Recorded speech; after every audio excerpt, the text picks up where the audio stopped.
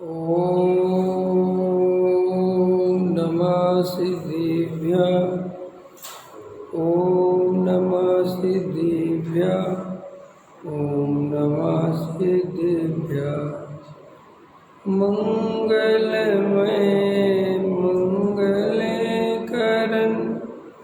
वीतराग विज्ञान नमो तार जाते भये अरिहंतादि महान करे मंगल करे ओम ग्रंथ करण की काज जाते मिले समाज सब पावे निज पद शिव उपाय करते प्रथम कारण मंगल रूप विघ्न विनाशक सुख करन नमो शुद्ध शिव संतप्त मानस जिनके गुणों के गान में वे वर्धमान मान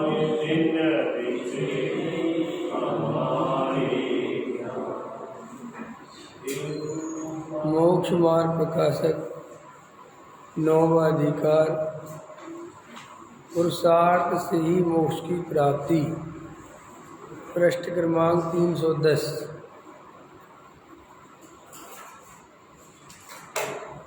फिर प्रश्न है कि द्रव्यलिंगी मुनि मोक्ष के अर्थ गृहस्थपना छोड़कर तपश्चरण आदि करता है, वहाँ पुरुषार्थ तो किया, कार्य सिद्ध नहीं हुआ, इसलिए पुरुषार्थ करने से तो कुछ सिद्धि नहीं है। अन्यथा पुरुषार्थ से फल चाहे तो कैसे सिद्धि हो। तपश्चरण आदि व्यवहार साधन में अनुरागी होकर प्रवृत्ति, उसका फल शास्त्र में सुबंध कहा है और उससे मोक्ष चाहता है, कैसे होगा, यह तो भ्रम है। यहाँ तक अपन ने देखा था। अब शिष्य फिर प्रश्न करता है कि भ्रम का भी तो कारण कर्म ही है, पुरुषार्थ क्या करे। उत्तर, सच्चे उपदेश से निर्णय करने पर भ्रम दूर होता है, परंतु ऐसा पुरुषार्थ नहीं करता, इसी से भ्रम रहता है। निर्णय करने का पुरुषार्थ करे तो भ्रम का कारण जो मोह कर्म उसके भी उपशम आदि हों, तब भ्रम दूर हो जाए, क्योंकि निर्णय करते हुए परिणामों की विशुद्धता होती है, उससे मोह के स्थिति अनुभाव घटते हैं। ठीक है। अब ये देखो, ये समझ लो कि वो एक कर्म पे अपना दोष डालना चाहता था शिष्य, कोई मेरी कोई गलती नहीं है, अब मेरा कर्म का उदय है तो मैं क्या करूँ। तो टोडामल जी साहब ने कहा, तू सच्चा निर्णय कर, सच्चा उपदेश सुन और फिर तत्व निर्णय कर तो भ्रम दूर हो जाएगा।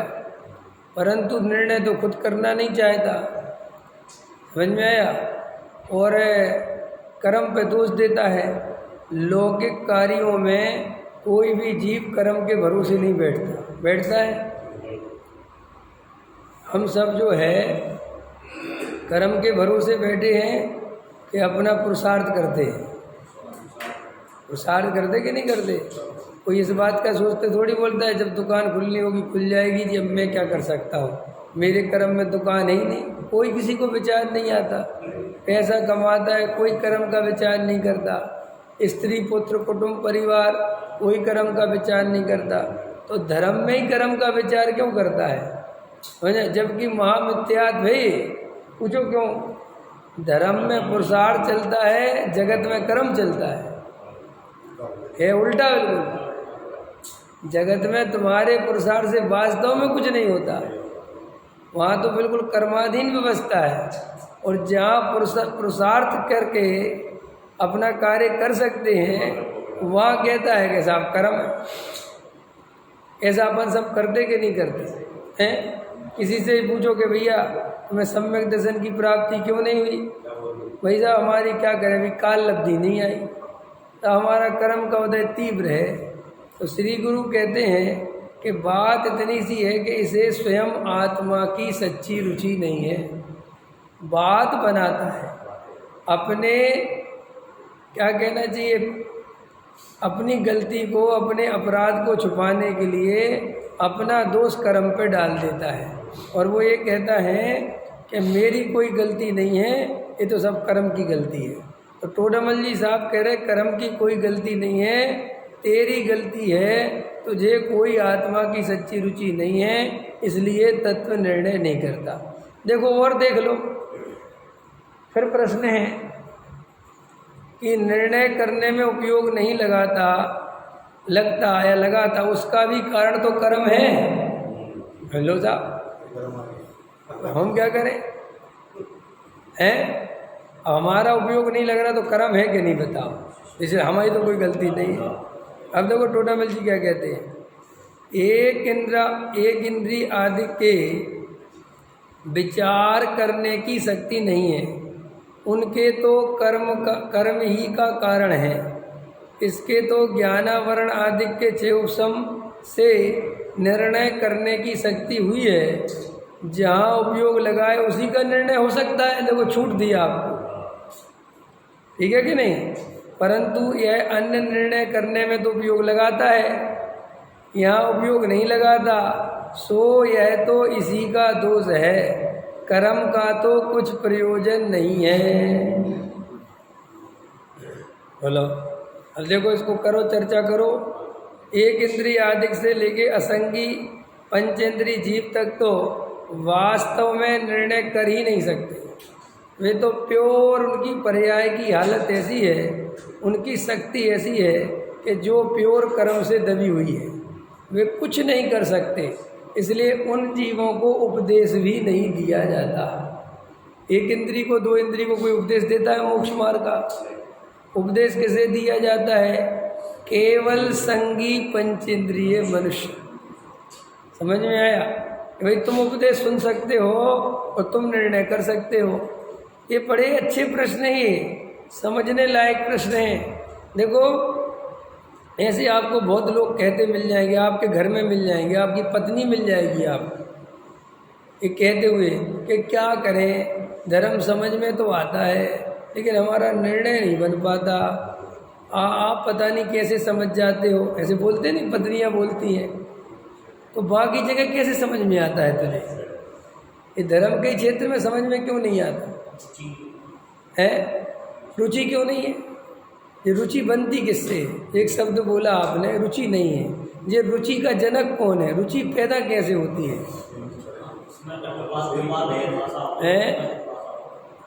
जब अपना हित भाषित हो तो रुचि जाती। इसका मतलब क्या है कि अभी आत्मा में सुख भाषित नहीं हुआ, आत्मा में हित भाषित नहीं हुआ। तत्व निर्णय करने से मैं सुखी हो जाऊंगा, ये निर्णय नहीं हुआ, इसलिए रुचि नहीं है। कोई रुचि कोई हवा में थोड़ी लटक रही है, समझ में? अरे रुचि माने क्या भाई? रुचि नहीं है। तो रुचि क्यों नहीं है? पैसे की रुचि क्यों है? अरविंद जी से पैसे को तुरंत कहते हाँ, पैसे की रुचि क्यों है? बोलो, है कि नहीं? पैसे की रुचि है कि नहीं? अरे धन की रुचि है कि नहीं?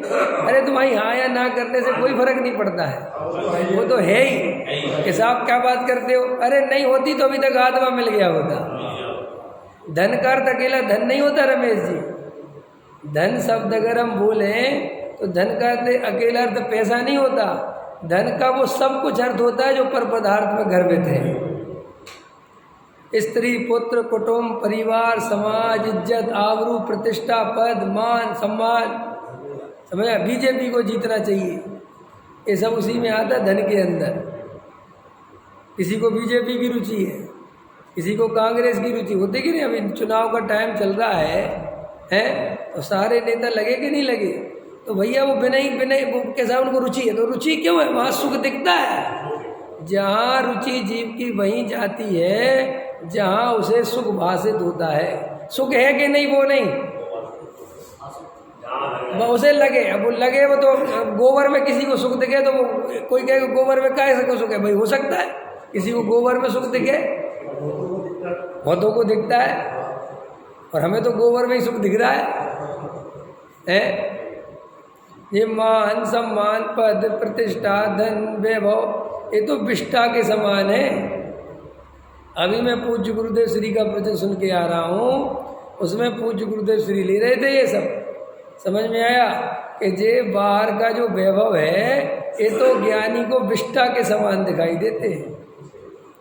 और क्या ले रहे थे गुरुदेव श्री कि जिसे अपना द्रव्य स्वभाव मिल गया, जिसे अपने त्रिकाली ध्रुव भगवान आत्मा का निर्णय हो गया, जिसे द्रव्य दृष्टि प्रकट हो गई, उसे सम्यक दर्शन, सम्यक ज्ञान, सम्यक चारित्र्य की निर्मल पर्याय भी समझ में आया। ये दिखती है, उसमें भी रस नहीं आता, उसमें भी उपादेय बुद्धि नहीं आती। तो ऐसा द्रव्य दृष्टि का जोर है, तब फिर व्रतशील संयम दया दान पूजा भक्ति में रस कैसे आएगा? और फिर वो स्त्री पुत्र कुटुंब परिवार में रस कैसे आएगा? जब द्रव्य दृष्टि की इतनी महिमा है कि एक समय की शुद्ध पर्याय भी अपने से भिन्न दिखाई देती है, आश्रय करने योग्य दिखाई नहीं देती। तो फिर जो स्त्री पुत्र कुटुंब परिवार मकान समाज पद प्रतिष्ठा ये आश्रय करने योग्य दिखेंगे? तो गुरुदेव श्री ले रहे थे कि सम्यक दर्शन की ही इतनी महिमा है। समझ में आएगी नहीं? मैंने चौथा गुणस्थान ही इतना जबरदस्त है, आगे की तो क्या बात करना। बापू तुझे खबर न थी, फिर साथ में लेते हैं गुरुदेव, कहाँ चला जाएगा? ये लाए वो पक्की बोलेंगे कि अगर तूने ये निर्णय नहीं किया तो कहाँ चला जाएगा, माने वो नरक निगोद चला जाएगा। तुझे अभी इसकी खबर नहीं है, ये बातें कहने वाला जगत में कोई है नहीं। तो ले रहे थे ये धन मकान कुटुंब परिवार ये पद प्रतिष्ठा ये तो ज्ञानी को विष्ठा के समान दिखाई देते हैं, विष्ठा के समान। जैसे अपन मलमूत्र को देखना नहीं चाहते, ज्ञानी ऐसे ये मान पद संयोग इनमें कोई दम नहीं उसे। अब अपन का ऐसा निर्णय नहीं होता। क्यों नहीं होता? क्योंकि अभी हम ये निर्णय नहीं कर पाए कि संसार के पंच इंद्रिय के विषय भोगों में संयोगों में स्त्री पुत्र कुटुंब परिवार में धन में सुख नहीं मिलेगा, ये निर्णय नहीं कर पाए। वहाँ सुख मिलेगा कि नहीं मिलेगा प्रश्न ये नहीं है, निर्णय ये है कि सुख मिलेगा। अगर हमारा 10 करोड़ रुपया हमारे पास आ जाए तो हम सुखी हो जाएंगे, ऐसी मिथ्या मान्यता चल रही है, स्वाध्याय सुनते हुए चल रही है। इसलिए ये जनवाणी का असर नहीं होता, तत्व निर्णय में मन नहीं लगता। देखो पढ़ लो फिर से, एक इंद्रिय आदि के विचार करने की शक्ति नहीं है, उनके तो कर्म का ही कारण है। देख लेना, अब अपन एक इंद्रिय की पर्याय से निकल गए भाई साहब, माने कितना लंबा सफ़र हमने तय करके यहाँ तक पहुँचे हैं। अब इतना लंबा सफ़र तय करके यहाँ पहुँचे हैं, सोचना यहाँ तक पहुँचने की कीमत क्या है। और यहाँ पहुँचने के बाद अगर हम धन के ढेर लगाने में अपनी सारी शक्ति लगा दें तो हमसे ज़्यादा मूर्ख संसार में कौन है। जिस धन का न वर्तमान में सुख से कोई कारण है, भविष्य में सुख का कारण नहीं है, ले जाने की व्यवस्था नहीं है, और जिसका फल, जिसमें एकत्व बुद्धि का फल नरक निगूढ़ है। मैंने उसने हमें कुछ सुख दिया होता और उसके बदले कुछ सजा मिलती तो कुछ कहते कि चलो कुछ तो मिला था ना। जैसे चोर ने चोरी करी, समझो मेरी बात, 10 लाख की चोरी करी और 10 लाख में से उसने 5 लाख खूब ऐसो आराम कर लिया, 10 दिन 5 स्टार होटल में रुका, ये करा वो करा, जो ताम झाम करा, और बाद में पकड़ा गया तो उसके पास 3 लाख मिले कि 7 लाख का है कि निपटा दी। ठीक है कि नहीं? चलो ले चलो। तो जो कर लेता है खर्च में इतना दुखी नहीं होता, कहता ले चल, कि अब तुझे 2 महीने 3 महीने 4 महीने साल भर की सजा हुई, ठीक है। जो 1 महीना मजा करा वो बहुत है, समझना मेरी बात। एक तो ये परिस्थिति है। अब दूसरी परिस्थिति है कि बामुश्किल 3 महीने 4 महीने रैकी करी, खूब उस रास्ते घूमा, प्लान करा बैंक लूटने का, समझ में आया, पूरी अपनी टीम बनाई, कैसे करके और अपनी ज़िंदगी दांव पे लगा के वो चोरी करने बैंक में घुस गया और चोरी कर लाया और 50 लाख की चोरी कर लाया। लेकिन अगले ही दिन 50 लाख समेत पकड़ा गया, 1 रुपया भी उसमें से खर्च नहीं कर पाया। तो सजा उतनी मिलेगी कि कम मिलेगी? तो चोर अब ज़्यादा पछताएगा ना कि अरे कैसी चोरी करी। कहीं 2-5 लाख इधर उधर कर देता है तो ही ठीक था, कुछ खा पी लेता, कुछ ही नहीं कर पाए, खाली चोरी करी, वहाँ का माल यहाँ उठाया, तुम्हें कुछ नहीं मिला, तुम्हें बस इसका फल वो जेल मिली। ऐसे ही श्री गुरु कहते हैं कि इस जीव को ये परद्रव्य की चोरी करने में लगा है। समझ में आया कि नहीं आया? ये मकान मेरा, ये पत्नी मेरी, ये बच्चे मेरे, ये संयोग मेरे, ये प्रतिष्ठा मेरी, बस ये सोच रहा है, होता जाता कुछ नहीं है और वर्तमान में आकुलित रहता है। और जब ये इसके पास नहीं था तब इसको पाने की आकुलता थी, मिल गया तो बना रहे, इसकी आकुलता बनी रहती है। समझ में आया कि नहीं आया है? अब देखो, अगर ये पद प्रतिष्ठा से जीव को सुख मिल जाता, तृप्ति मिल जाती, तो अभी मोदी जी 75 साल की उम्र में इतनी मेहनत करते। अभी देखो उससे ज़्यादा मेहनत 50 साल का एमएलए नहीं कर रहा। लोकसभा सांसद का जो चुनाव लड़ रहा है ना, उसको इतनी टेंशन नहीं है। और गारंटी दे रहा हूँ जो पहली बार लड़ रहा होगा उसे तो और कम होगी, क्योंकि उसने तो अभी दांव पे लगाया है। अभी तो पहली दफ़े टिकट मिला है, जीत गए तो जीत गए, नहीं जीते तो कोई। लेकिन मोदी जी से पूछो आप, या आप हो तैयार के हार गए तो हार गए? रे भाई साहब, हार का नाम सुनते ही जमीन खिसकती है। 10 साल राज कर लिया ना, तो तृप्ति होनी चाहिए ना, क्या ठीक है अब हमें नहीं चाहिए, हम तो चले। भाई साहब, मरते दम तक कोई नेता, कोई उद्योगपति कुछ छोड़ना नहीं चाहता। नेता खाट पे लेटा है, मरने को है, और वो कह रहे रिजाइन दे दो, वो क्या कहते उससे, इस्तीफा दे दो कि अब हम दूसरे को है नहीं, कभी नहीं दे सकते। क्या मर जाओगे क्या पता, जी गया तो फिर तुम लोग वापस थोड़ी बनाओगे, बोलो। नहीं, ये मैं क्यों समझा रहा हूँ, अगर ये पद प्रतिष्ठा से तृप्ति मिलती तो तृप्ति मिल जानी चाहिए ना। ये तो और अतृप्ति बढ़ती चली गई। तृप्ति, आप कोई भी काम करते हो तृप्त होने के लिए करते ना, सुखी होने के लिए, तो आपके इन पदों से आपकी तृप्ति हुई कहाँ? उल्टा, जब पद नहीं थे तब आप शांति से आनंद से घूमते थे, और जैसे ही पद मिला, और अब तो ऐसी हालत हो गई। मैंने मैं देखता हूँ सच में, बताओ, इन नेताओं की 75 साल, कोई 74 साल, कोई 70 साल, और ऐसी गर्मियों में इस हेलीकॉप्टर से उड़ेंगे, दूसरी जगह, दूसरे से उड़ेंगे, तीसरी जगह, चौथी जगह, लाखों की जनता, फिर वहाँ पे गले फाड़ फाड़ के चिल्लाना, बेही बातें रिपीट करना, फिर वो दूसरी पार्टी को गाली देना, अपनी अच्छाइयाँ बताना, फिर दूसरी जगह उड़ना, फिर वहाँ वो 50-100-200 लोग मंच पे खड़े रहते, हर से हाथ मिलाना, बातचीत करना, वो संभाल के रखना सारी पार्टी को है। अब सोचो, आप विचार करो, उस पद की कितनी भूख है और उस पद से बेचारे को क्या मिला। देखो, अभी मोदी जी ने बहुत इज्जत कमाई, उदाहरण दे रहा हूँ आपको समझ में आ जाए। अभी सच्ची बात बताओ, ये हार जाए, 150 सीट आ जाए इसकी, 200 सीट आ जाए और हार जाए, मैं कह रहा हूँ, और सरकार कांग्रेस की बन जाए, किसी और की बन जाए, वो सारा जो 10 साल का सुख है, आप मुझे बताओ, वो सारा सुख तो सुनो, वो तो तब भी नहीं था, लेकिन इतना दुख प्रारंभ हो जाएगा, इतनी आकुलता हो जाएगी कि बस फांसी नहीं लगाएगा, बाकी जीना तो जीते जी जीना नहीं पाएगा। आपको समझ नहीं आता, आपको लगता है वास्तव में, मैं तो देखता हूँ कोई सुख नहीं है। दादा जब थे ना, दादा जब 80-82 साल के हो गए थे, अभी उनका एक प्रवचन भी सुन रहा था मैं कल परसों, तो कह रहे थे अब मेरी जीने की कोई इच्छा नहीं है, अब मैं किसके लिए जीऊँ, मुझे कुछ दिखता नहीं, सब देख लिया संसार का स्वरूप, और अब मैं पूरी तरह रेडी हूँ पर्याय छोड़ने के लिए। कल छूटती थी, अभी छूट जाए। अभी बोल रहे थे परसों के प्रवचन में कि मैं पूरी तरह तृप्त हूँ अपने जीवन से। ऐसे किसी नेता को देखा तुमने?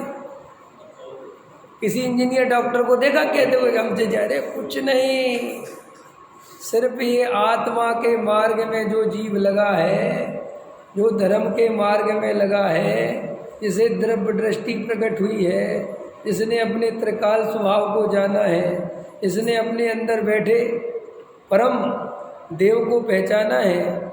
आज गुरुदेव ले रहे थे, अरे बाहर का देव तो तू अनंत बार हुआ, लेकिन अंदर तेरे जो परम देव विराजमान है उसको तूने कभी नहीं जाना।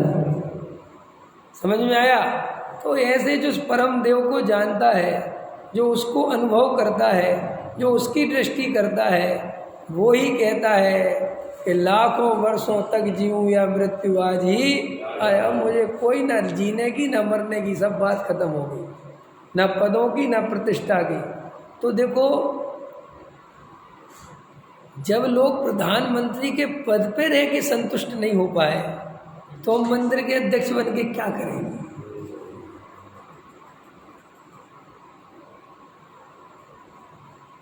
प्रधानमंत्री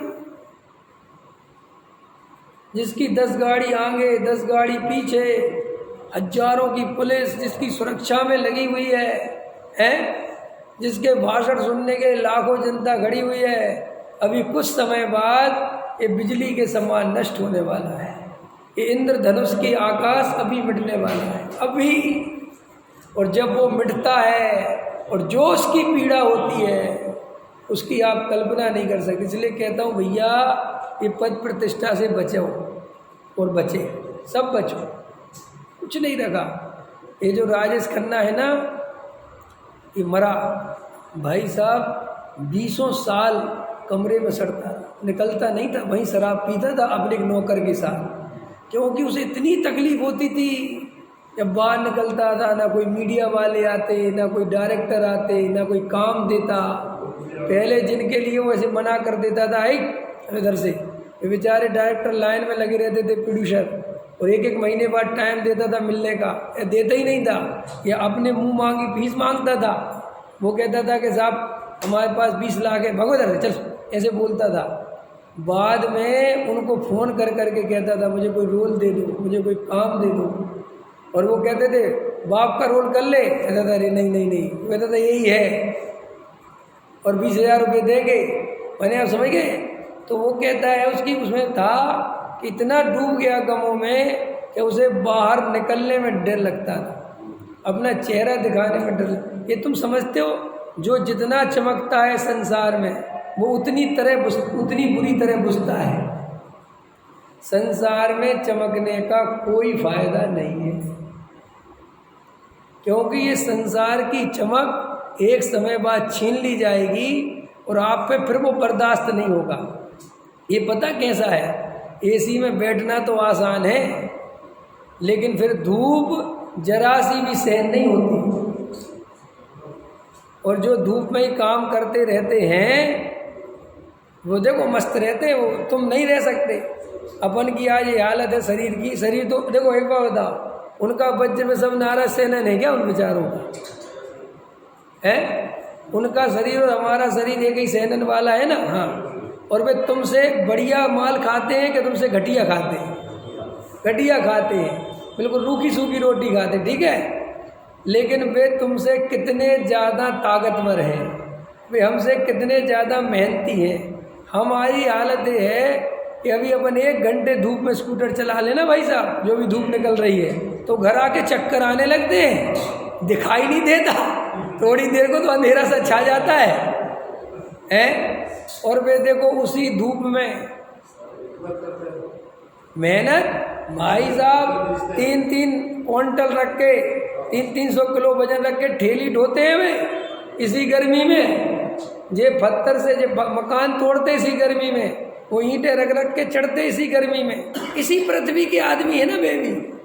तुम्हारे ही मोहल्ला पड़ोस के आदमी है ना, तो ये अंतर क्यों आ गया?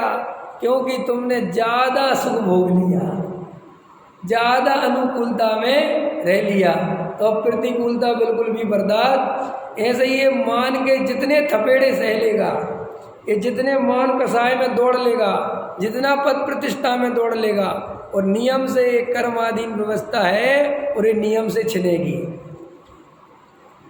और इसका लालच ऐसा है कि अपने मन से देता नहीं। अभी मान के चलो मोदी जी है, अगर ये जो अभी कौन सा 2024 का है ना, और 2023 में कह देते कि मैं 2024 में चुनाव नहीं लड़ूंगा, मुझे जितना पद पे रहना था, जितना भोग करना था कर लिया, देख लिया, बात खत्म हो गई, अब जो देखेगा देखेगा, मैं चला, तो बोलो कितना सुकून होता, कितनी इज्जत होती है। जो गाली दे भी रहे थे वे भी पूजने लगते, वो कहते यार वास्तव में आदमी निकला। लेकिन वो लोग 5 साल तो और चलाऊंगा, समझ में आया? वो लालच, अभी तो मोदी जी की लहर चल रही है, अभी तो मुझे लोग वोट देंगे, और जरा सा लगता है कि मेरी खिसक रही है, ऐसी तड़मड़ाहट रात की नींद उड़ जाती है।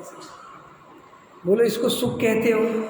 अब ऐसा आदमी तुम्हारे सामने देखे तो तुम्हें दुख दिखना चाहिए कि नहीं दिखना? काय का सुख? और अगर उसमें सुख दिखना बंद हो जाए तो फिर अपने बारे में सोचा करो कि मेरी क्या हालत है। ये निर्णय करने पड़ेंगे आपको, तब आपको आत्मा की रुचि जागृत होगी, वरना आपको हमें किसी को आत्मा की रुचि जागृत नहीं होगी। और इसलिए हमारे अंदर जो निर्णय नहीं हो पा रहे तो हमारा कुछ नहीं हो रहा। देखो अब एक इंद्री का ले लिया मैंने, थोड़ा समझा दिया, अब देखो एक थोड़ा सा ले लो।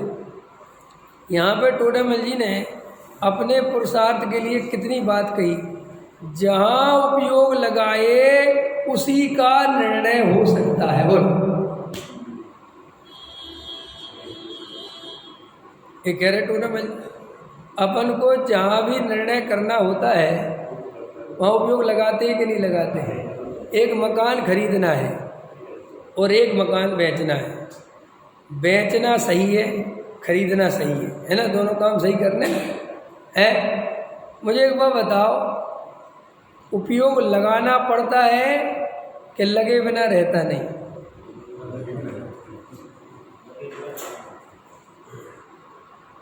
आपको विचार करना पड़ता है कि मैं थोड़ा मकान के बारे में सोच लूँ, कि उल्टा ये होता है कि हे भगवान बंद करो सोचना, होता है कि नहीं? और पति पत्नी भी कैसे दो दुखी आदमी है, पत्नी पति को समझाती, कितना सोचते हो तुम? क्या सोच? पत्नी क्या समझाती पति को? कितना सोचते हो तुम? जो आना होगा, जो होना होगा, जो मिलेगा मिल जाएगा, जो भाग्य में होगा, जैसे से बड़ा भाग्य का भरोसा हो गया हो।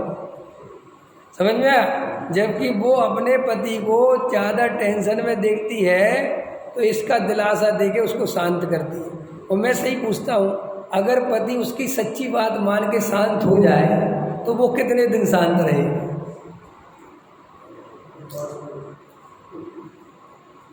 ऐसी होती है ना पत्नियाँ। पहले पत्नियाँ बहुत कहेंगी, अरे तुम काय को लगे रहते हो, काय को दौड़ते हो, क्या करना, अपने पास सब कुछ तो है। मान के चलो पति मान जाए, ये तो एक पति किसी बीमारी के मानता नहीं है। कोई अच्छा पति हो और वो बिल्कुल ठीक कहती थी, अब नहीं चाहता,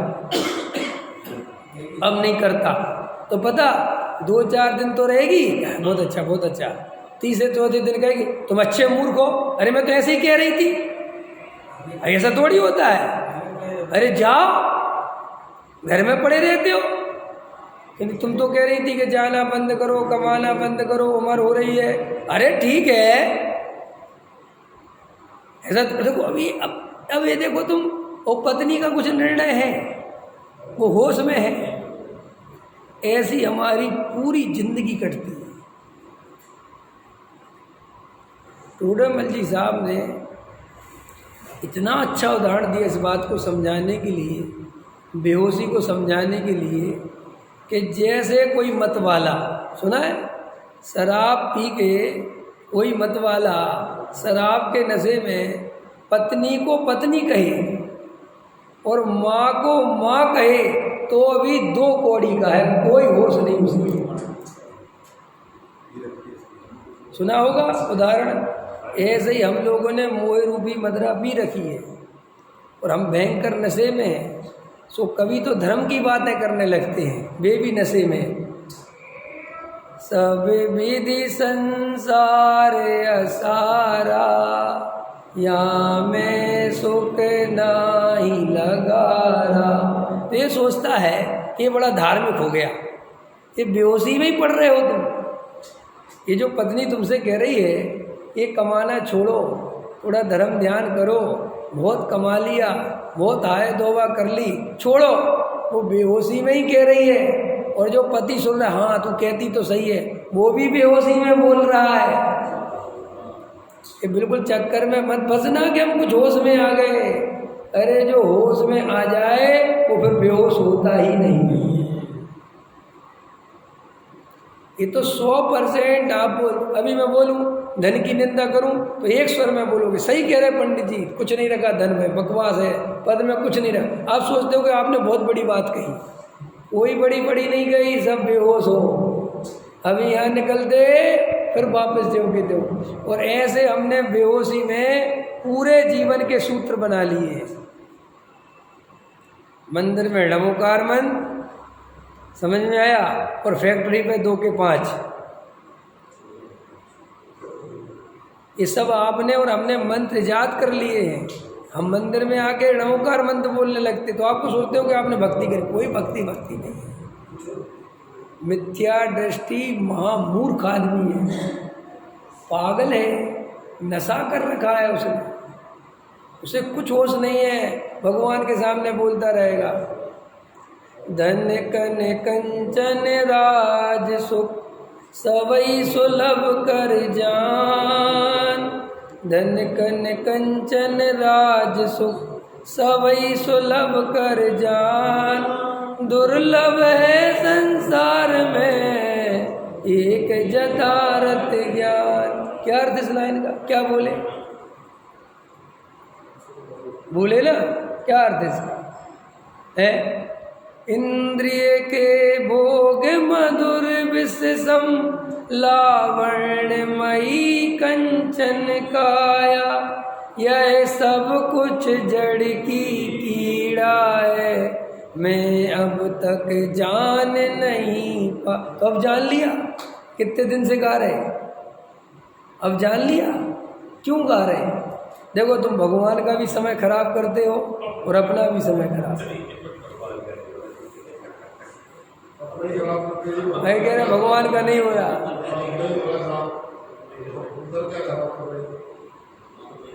भाई साहब ये वज्रसेन जी बोलते ना, एक दोहा भी याद नहीं है कि मूर्ति घिसी खूब, क्या बोलते कुछ बोलते ना कि घिस घिस डाले भगवान। सही बात बताया ना, नुकसान ही करते हो तुम्हें प्रतिमा का घिस घिस के, कुछ नहीं है।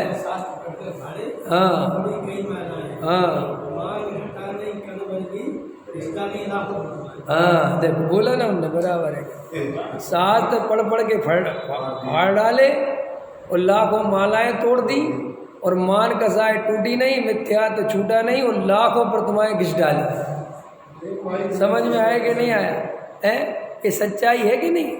मैंने अपने को ऐसा विचार करना चाहिए कि हमें रोज भगवान के सामने आके क्या तो बोल के चले जाते हैं, क्या पढ़ के चले जाते हैं, क्या सुन के चले जाते हैं, अगले दिन आके फिर खड़े हो जाते हैं। ना तो हमारे जीवन में कोई परिवर्तन, ना कोई निर्णय, ना कोई श्रद्धा का परिवर्तन।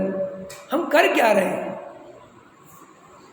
ये तो आप लोग को रमेश जी विचार करना ही चाहिए ना, ये नहीं करते। देखो वो टोडामल जी साहब ने ये जो मोक्ष मार्ग प्रकाशक है ना, मोक्ष मार्ग प्रकाशक, पता मोक्ष मार्ग प्रकाशक की कितनी महिमा है?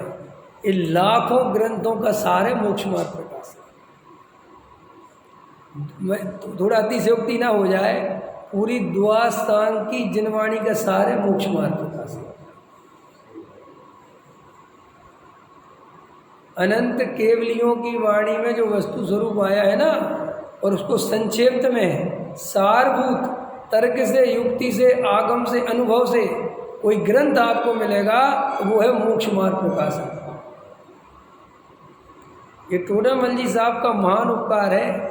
और मुझे तो हंसी आती है, इन मोक्षुओं के हाथ में मोक्ष मार्ग प्रकाशक आ गया, समय सार आ गया, पूज्य गुरुदेव श्री आ गए, फिर भी हमारे मिथ्यात्व की जड़ें नहीं टूटी। ये आश्चर्य की बात है। हम फिर भी मिथ्यात्व का नाश नहीं कर पाए, ये बहुत बड़ी बात है। इतना इतना इतना बाहर में इतना बढ़िया से बढ़िया निमित्त मिला हुआ है, इतनी बढ़िया देशना मिली हुई है, ऐसे तत्व निर्णय कराने वाले श्री गुरु मिले हुए हैं, ऐसे समझाने वाले बढ़िया बढ़िया वक्ता अपने को मिले, उसके बाद भी अपन तत्व निर्णय नहीं कर पा रहे हैं। तो वास्तव में गारंटी से ऐसा लगता है कि अभी तुम्हारी वास्तव में काल अवधि आई नहीं। ऐसा वास्तव में लगता है कि अभी तुम्हारी योग्यता होनहार भली नहीं है। वरना ये तो बात पक्की है, जिसकी होनहार भली हो, इसकी काल अवधि आ गई हो, वो तो ऐसा उपदेश सुनते ही उसके अंदर तो ऐसी चोट पड़ती है कि वो उसी दिन तत्व निर्णय कर लेता है। एक दिन भी देर नहीं लगाता, एक दिन भी। बिल्कुल निहाल भाई है ना अपने सामने।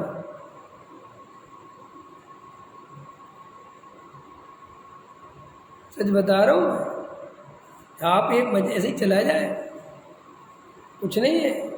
ये बहुत कीमती समय चल रहा है, हम नहीं समझ पा रहे हैं।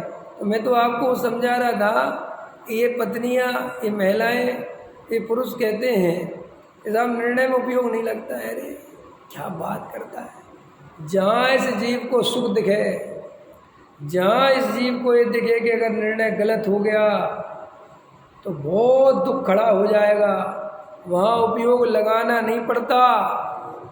उपयोग लगे बिना रहता नहीं। वहाँ रात की 2 बजे नींद उड़ जाती है।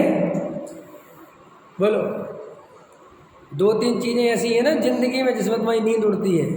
एक तो लड़की का रिश्ता करना हो और लड़का देख आए हो, समझ में आया, और मन बना रहे हो कि लड़का, परिवार, रिश्ता बढ़िया है, तो रात को 2 बजे तक विकल्प चलते हैं।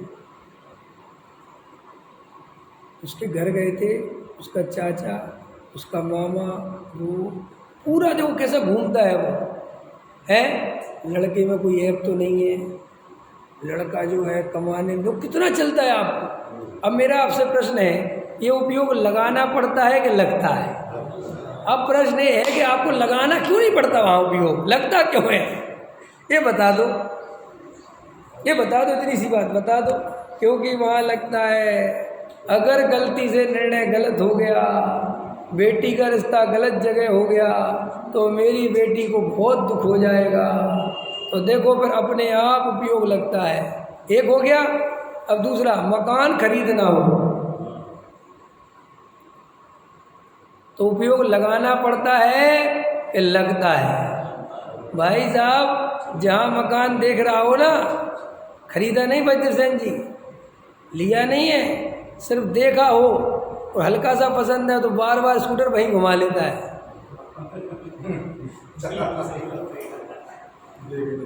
हाँ, बार बार देखता जाएगा उस गली में, उस मोहल्ले को, इधर उधर देखता जाएगा।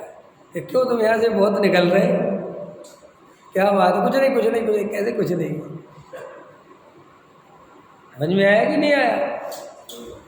तो भैया एक बात बताओ, इन जड़ पदार्थों में जो यहीं रह जाएंगी, ये तो परम सत्य है ना। अगर अपन मोदी जी जैसा महल भी अपना बन जाए, राष्ट्रपति भवन भी मिल जाए, तो वो यहीं रह जाएगा कि साथ में जाएगा? पक्का है ना? इसमें शास्त्र पढ़ाने, आगम खोल के तो नहीं दिखाऊं कहीं है? आगम की तो जरूरत नहीं है। तो नरेश जी, आगम पाठी तो नहीं हो हैं? इनके एक दिन इनके भाई, नाम नहीं लेता, बस इनके भाई कह देते हैं उसको। इनके भाई एक दिन मेरे पास बैठे और बड़े मुझसे बोले एकदम से, मैं तो सिर्फ आगम की मानता हूँ, मैं तो सिर्फ आगम की मानता हूँ, आगम में लिखा दिखा दो। मैंने कहा अच्छा। मैंने कहा आगम कहते किसे, क्या होता है आगम? फिर क्या बात करते हो, आगम माने जनवाणी। तो तुम्हें कुछ पता है? आगम तुम्हें कुछ पता है? ये वही आगम है महावीर वाला, तुम्हारा कुछ प्रमाण है इसका? परीक्षा करनी आती है? कई लोग ऐसे हवा में बातें बनाते हैं, हम आगम में, क्या आगम आगम करते रहते हो भाई, तुम क्या जानते हो आगम के बारे में? 7 तत्व सच्चे हैं, 6 द्रव्य पक्के हैं। समझ में आया? वहाँ कमल का फूल पे वो नाचती है कि नहीं नाचती, ये तुम्हारे न आगम से कोई फार्म आने वाली है, ना पढ़ के ना समझे, क्या करोगे वहाँ? जो मूल मुद्दे की बात है वो तो अनुभव से जानी जा सकती है, और जो मूल मुद्दे की बात है नहीं, वो जाने या नहीं जाने क्या फर्क पड़ता है? ऐसे कई लोग, तो हमने आपको बताया ये तो आपका निर्णय पक्का है ना कि सब छूटेगा, 100% है ना। देखो जो छूटेगा उसके लिए इतना उपयोग लगाता है? और ये त्रिकाली ध्रुव कभी नहीं छूटेगा, छोड़ना भी चाहे तो भी नहीं छूटेगा, क्योंकि हम कभी आत्मा से अनात्मा होने वाले नहीं हैं। हम चाहे 10 दफे फांसी लगा लें, हम मरने वाले नहीं हैं। हमारी हत्या नहीं हो सकती, हमारा नाश नहीं हो सकता। और सुनो, हम पुद्गल से कितने ही प्रीति बढ़ा लें, हम पुद्गल नहीं हो सकते। हमें जीव ही रहना पड़ेगा, जीव के अलावा हमारे पास कोई उपाय नहीं है। और हम यहाँ धन के, सामग्री के, कुटुंब के, इज्जत के, मान के, सम्मान के कितने ही ढेर लगा लें, इस पर्याय में सब छूटेगा। ये तो कोई इसमें तो चाहे किसी भी जाति का हो, किसी भी धर्म का हो, चाहे कोई भी हो, चाहे हिंदू हो, चाहे मुस्लिम हो, चाहे अंग्रेज हो, सबको पता है ना कि कुछ ऐसा सिस्टम है कि यहाँ रुकता नहीं, निकल जाते हैं, है ना। अब श्री गुरु कहते हैं इतनी बात समझ में आने पर तुम वो जरा से 2-5 साल की जिंदगी को मकान में कितने दिन रहोगे? अगर 55 साल के हो तो 20 साल रहोगे, हैं? क्योंकि अब तो आयु एवरेज 75 हो गई, ऐसे तो नहीं रहोगे। और अगर 40 के हो तो 25 साल रहोगे, यही है ना पक्का। और कहाँ रहता है आजकल? तो रहता ही नहीं आदमी। आजकल तो आदमी, पहले के ज़माने में ऐसे 50,000 आदमी मिलेंगे एक मकान में, उनकी 3 पीढ़ी ने ज़िंदगी जी ली या 4 पीढ़ी ने उस मकान में समय निकाला। आज कौन निकालता है? आज अपन कितने ही कोशिश करें कि बस ये मकान फाइनल है, अब इसमें रहेंगे, लेकिन जैसे ही पैसा बढ़ता है, हमारे देखते देखते आप और हम सब में से कितने मकान बदल दिए? बदलते कि नहीं बदलते? और वो तो ज़्यादा पैसा नहीं बढ़ता ना, और बदल दो, विश्वासी नगर बदल दो, तुम बिहार में चले जाओ, अब उतनी अभी है नहीं तो बस ठीक है। इसका मतलब ये भी पता नहीं कि हम सदा काल रहेंगे इस मकान में, इस पर्याय में। आज इतना मरे जा रहे हो सकता है 10 ही साल बाद, 5 ही साल बाद फिर पैसा बढ़े और यार उसको बेचो, होता है ना। तो ध्यान देना, उदाहरण को दे रहा हूँ मैं, थोड़ा लंबा कर रहा हूँ कि आप गहराई से विचार करो, जिसमें मुझे 10 साल भी फाइनल पता नहीं कि रहना कि नहीं रहना, उसके लिए कई रातें खराब कर ली, बराबर है निर्णय करने में कि लेना कि नहीं लेना।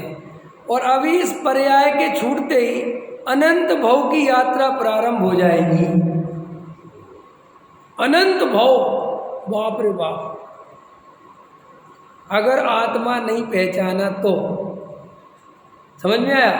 अगर मर के नरक चले गए तो नरक कई काल कितना लंबा है, समझ में आया? सोचो, अगर त्रियंच गति में पहुंच गए तो फिर वहां से वापस मनुष्य होना या देव में पहुंचना बहुत कठिन। पता, त्रियंच गति और नरक गति की जोड़ी है। अधिकतर त्रियंच मर के नरक में जाते हैं और अधिकतर नारकी मर के त्रियंच होते हैं। वो सिलसिला दुखों का ये पर्याय छूटते ही चालू हो जाएगा अगर हमने आत्मानुभूति नहीं करी तो। अगर हमने अपने त्रिकाली ध्रुव ज्ञायक भगवान आत्मा को नहीं पहचाना तो बोलो अब किसमें निर्णय किस किस किस निर्णय में अपना उपयोग लगाना चाहिए, इसमें या उस मकान वाले में? अब रात की नींद किस में खराब होनी चाहिए है?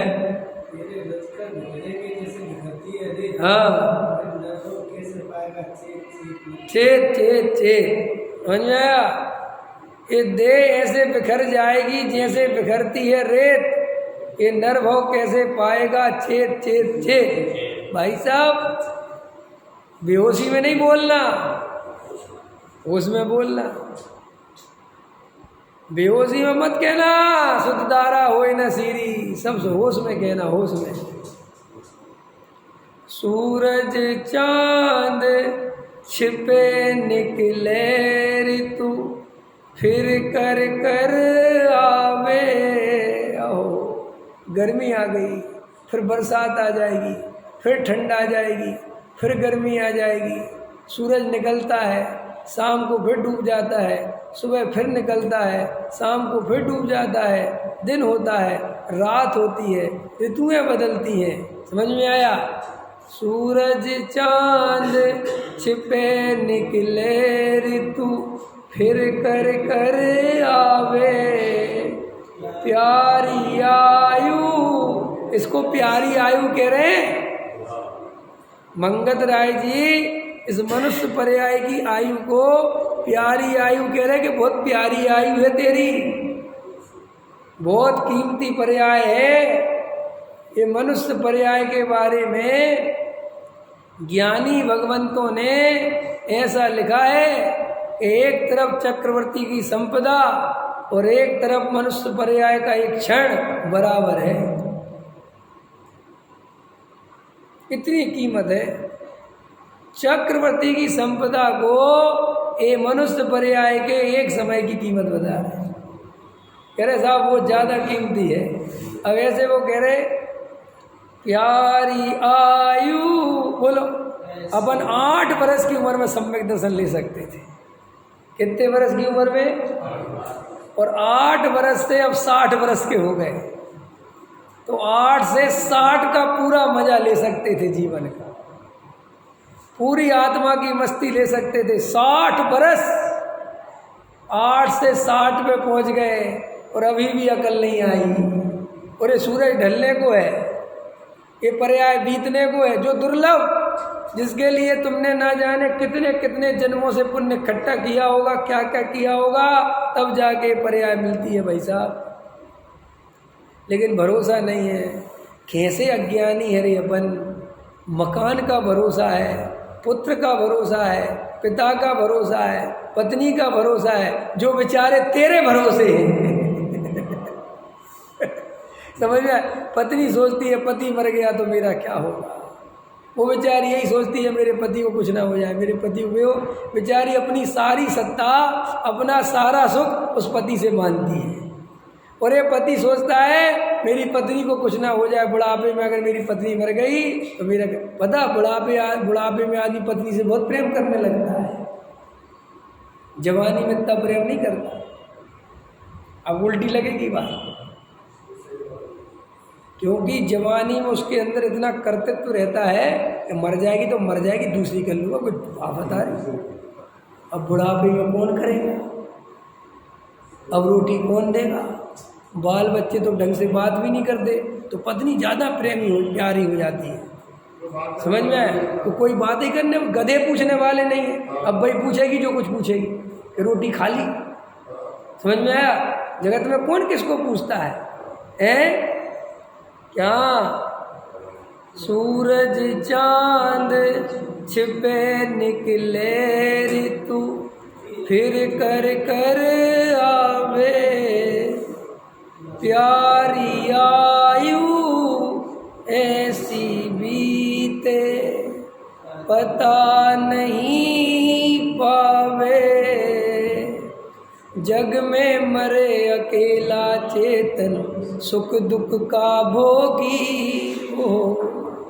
अकेला ये चेतन अकेला है, अनंत काल से अकेला है, अनंत काल अकेला रहेगा। कोई साथ में रहने वाला नहीं, कोई साथ देने वाला नहीं। मैं एकाकी एकत्व लिए सभी आते हैं। कल मैं एक लाइन पढ़ रहा था भाई साहब, वे लोग भाग्यशाली हैं जिन्हें प्रकृति ने अकेला कर दिया है। क्या नहीं समझ में? उनको तुम दुर्भाग्यशाली मत समझना।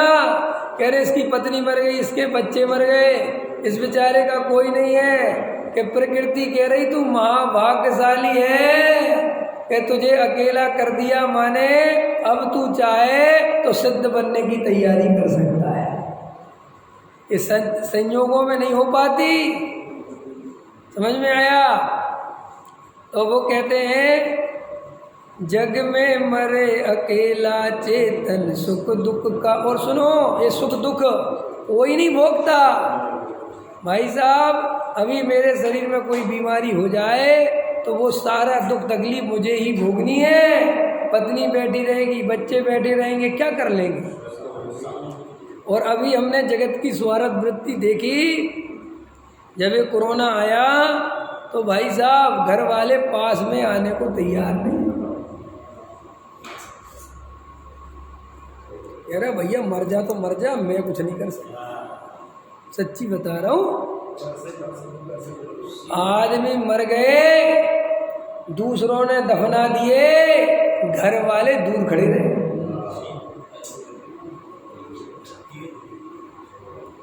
बाप मर गया, समझ में आया? बाप मर गया और बेटा को माँ, और बेटा कह रहा मेरे पिताजी, माँ कह रही चल ठीक है, गए तू रुक, जो हो गया। देखो वही माँ जैसे अभी पति अपना सब कुछ प्यारा था, वो कह रही अब जो तो बात खत्म हो गई, तू और चला जाएगा, तेरे भरोसे तो मैं कट जाएगी, मैं कर दूंगा। ये जगत है कि नहीं बोलो? हाँ बिल्कुल। मैं कह रहा हूँ डेड बॉडी भाई साहब, वो माँ मरा, वो यहाँ खड़ा हो जा ही नहीं रहा। वो कह रहा जला दो तुम तो। मैं सच बता रहा हूँ, मेरे घर में रिश्तेदार में हुआ, कोई नहीं पूछता भाई साहब। ये इतना भयंकर मंजर देखकर भी तेरी रूह नहीं कांपी। फिर उसी रुपया पैसा मकान दुकान पद प्रतिष्ठा जोड़ने में लग गया। अभी भी बुद्धि नहीं जागी, इसका मतलब ढीठ है। पहले तो कहता था ऐसे निमित्त मिले तो मुझे बैराग आ जाए। अरे बुरा, इसको मूर्ख बनाता है। महाबैराग का निमित्त बन गया, तेरे बैराग जाग ही नहीं समझे? लग गए ना सारे के सारे, जिनका जो क्षेत्र था। फैक्ट्री वाले फैक्ट्री कमाने में लग गए, पंडित पंडित्याई में लग गए, है कि नहीं? संस्था वाले संस्था बनाने में लग गए। जो जिनके काम थे सब अपने अपने पकड़ के लग गए, सब भूल भाल गए। ये है मनुष्य। तुम कहते हो हमें पिछले जन्मों का कुछ याद नहीं। अरे मूर्खों, हमें इसी जन्म का कुछ याद नहीं। कई लोग ऐसे मिल जाते, हमें कोई पिछला जन्म बताने आ जाए तो हम तो दीक्षा ले लें। तो हम बता दे रहे कुत्ते थे, और क्या होता है। एक पंडित जी थे, नहीं समझे आप, तो पिछले जन्म बताते थे। तो कोई भी आता था तो कहता था कितने पैसे देगा? ऐसा 151। तो देवगति से आया, देव था तो, समझ में आया? और किसी ने कुछ नहीं देगा तो गधा, पिछले जन्म में भी गधा था और इस जन्म में भी गधा है। क्योंकि देवगति से आया होता तो तुझे दान देने का मन करता। जरूर तू फ्रेंच गति से आया, अब क्या करे? लो नहीं कहीं तो आया।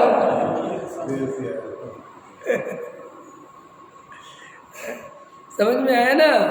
अरे ये मिथ्यात्व की जड़ें बहुत गहरी हैं भाई। हाँ, अरे दीक्षा तो बाद में लेना, पहले सम्यक दर्शन तो ले लो, जिसके बाद दीक्षा होती है। ऐसे कई मूर्ख घूम रहे, सम्यक दर्शन का ठिकाना नहीं और दीक्षा ले ली। समझ में आया? ऐसे जगत को ठगना हो तो तुम भी निकल लो। समझ में आया? और क्या, ओढ़ लो चद्दर। समझ में आया कि नहीं आया? है कुछ नहीं। जागृत हो, होश में आओ, विचार करो, कीमती भव है। क्या है? सुख दुख का भोगी, और किसी का क्या एक दिन ये देह जुदी होगी। और क्या बताएं साहब, छोड़ो सब संयोग, तुम जिस देह के लिए मरे जाते हो, रात दिन इसमें जरा सा कोई फोड़ा फुंसी हो जाए तो बंदर की तरह उसे बार बार देखते हो कि मुझे क्या हो गया, मुझे क्या हो गया। ये देह भी जुदी होगी, ये तो सड़नी है, ये तो गलनी है, ये तो छूटनी है, चाहे कुछ कर लो।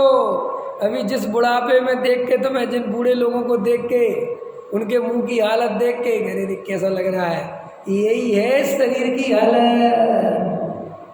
अर्ध मृतक सम बुढ़ापनो, कैसो रूप लगे आप। समझ में आया?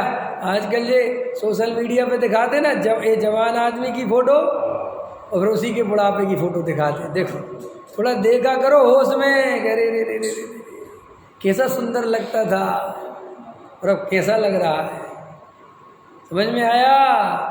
अरे 2 दिन की चांदनी रे भाई, फिर अंधियारी रात नहीं, अरे महाअंधेरी रात है भाई साहब। अनंत भव की श्रृंखला है। अनंत निगोदिया जीव, आपको पता है अनंत निगोदिया जीव इस पृथ्वी के अंदर बसे पड़े हैं। उनने कभी प्रकाश की किरण नहीं पड़ी वज्रसेन जी उन पे। आपको पता है बात? ये जितने जो जमीकंद होते ना, जो जमी निगोदिया जीव अनंत, ऐसा इस जमीन के अंदर अनंत निगोदियों का घर है जिन पे कभी जिंदगी में सूरज की किरण नहीं पड़ी।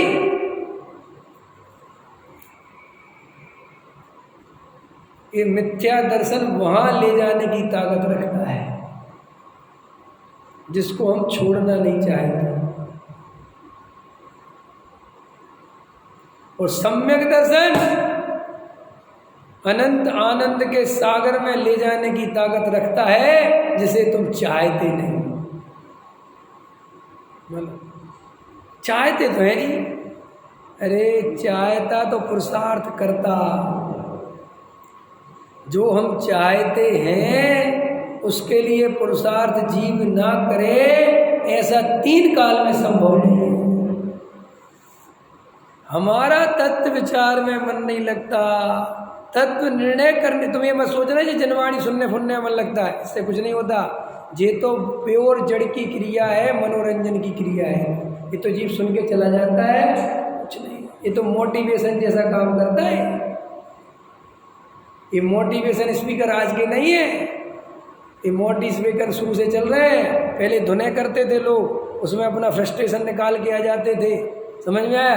पहले राम कथा सुन के आ जाते थे, अपनी फ्रस्ट्रेशन निकाल के आ जाते थे।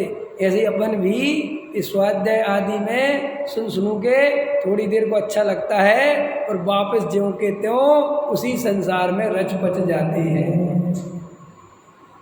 भाई साहब, आज का जो प्रवचन है, इतना सुनने के बाद दिन भर तत्व विचार से दृष्टि न हटे, ऐसा प्रवचन है। और इसके बाद भी अगर आपका तत्व विचार में उपयोग ना लगे तो समझ जाना कि अभी हमें कोई आत्मा की रुचि है ही नहीं। सहजानंदी